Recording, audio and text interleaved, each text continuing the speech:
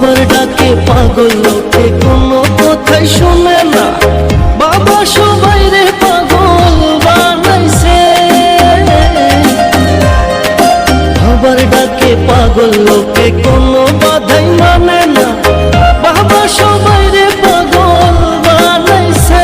বাবা একটান গাঁজা খাওয়াইয়া দিনে তারা দেখাইয়া, একটান গাঁজা খাওয়াইয়া দিনে তারা দেখাইয়া কাইরা নিল বাবা শেখের প্রাণ। ধরো কুকি